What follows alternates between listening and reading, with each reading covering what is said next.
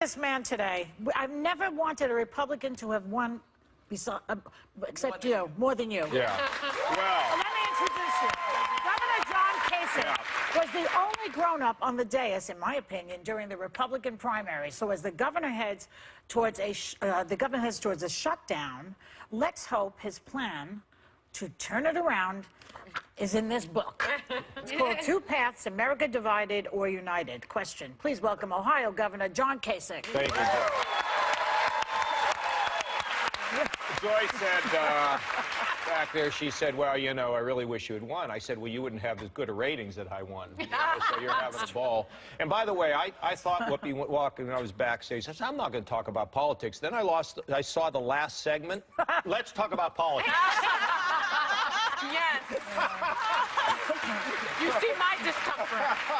Now, we would not put you on the spot about orgasms. Listen, my wife might be watching. That's right. That's right. Listen, I'm going to be at 30,000 feet today. Good. All right, so Pivot. Yeah. Show us how the pivot is done. Yeah. So, okay, let's talk about Trump. He's coming up on his 100th day, very shortly. You did not endorse him. Nope. I remember that as a very good day for me.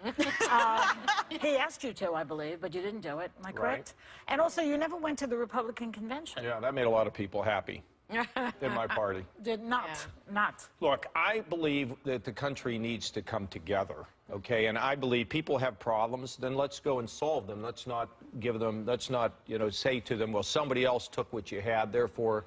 So is positive populism negative populism? I'm a positive populist. The president has been a negative populist. He's a negative populist. So, is there anything you like about what he's done? Anything? look, I went to Munich with John McCain on the defense conference, and I do believe the action in Syria sent a message that America's not, like, out to lunch and doesn't care. I thought that was important. What I don't like is this whole knock and talk policy, where you're knocking on a door, and if they found out you snuck into a country, even if you didn't, you know, violate a law, we're going to ship you back out. I mean, we got enough broken families than to have any more. Yes, so, do.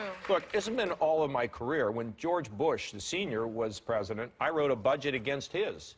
So in my job, I try to look at, you know, what's the facts, what's the situation, and then call it like I see it. That's what I do.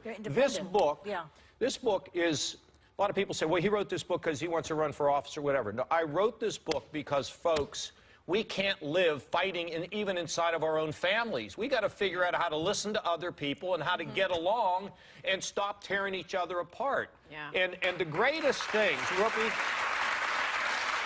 I've been talking about this. One of the great things that happened to me was Bernice King invited me down to Atlanta for the Martin Luther King Day. And I was on this panel, and somebody said, what about Trump? And I said, well, wait a minute. What about your neighbor? And when you think about Martin Luther King, Dr. King, the politicians wouldn't even meet with him. So what did he have to do? He united all of us against the moral outrage of racism, and he drove the message to the top. Yeah, grassroots. Trevor Noah said something to me yesterday. He said, because I was talking about the United Airlines. He said, you know what's happened with United is all of us have sent a message to the big cheeses at United. We're not putting up with that nonsense on the airplane. Never. So we need to send a message up. Well, it's always been grassroots. Yeah. It's all grassroots. So what's your biggest complaint? Is it Republicans sort of being complicit in an agenda that might not be great for the country? Is it that Democrats don't seem to have a knowledge of what's going on? But you know what bothers me? Everybody's in a silo. We consume that we agree with, and if we don't agree with something, we shut it out. If they write to us on Facebook, we unfriend people. We're not listening to one another. We're all connected, Joy. We all have.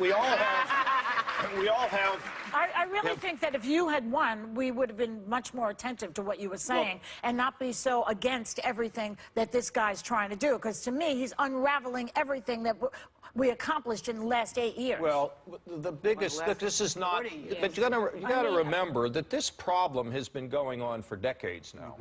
The fighting, the dysfunction. And in our own, but we have to start where we live. So what do I say? I say, okay, how do we have common humanity? We ought to be mentoring kids. We ought to be doing it whether we're Republicans and Democrats. We ought to be fighting the drug scourge. This is a horrible thing.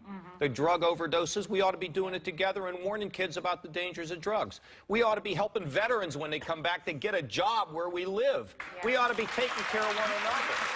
I think that people, but I think people do those things. Not enough. We're because, talking about his policies. You know why? Because we're all going into these silos, Joy, and we did it before. So somebody was talking about, you know, I was with Republicans. They go, well, look at how badly they're treating Trump. I said, well, look at Republicans. They didn't even. There was an argument about whether Barack Obama was born in America. That's right. We cannot do well if we Started by this Perpetrated president. by Donald Trump. Well, and The original sin. speaking of this person we don't mention enough, you recently had a face-to-face with Trump. I and did. You guys didn't exactly have a warm relationship. Was No. this meeting a little I didn't endorse him, you know. No, he was very, very nice. I was there for like a long time.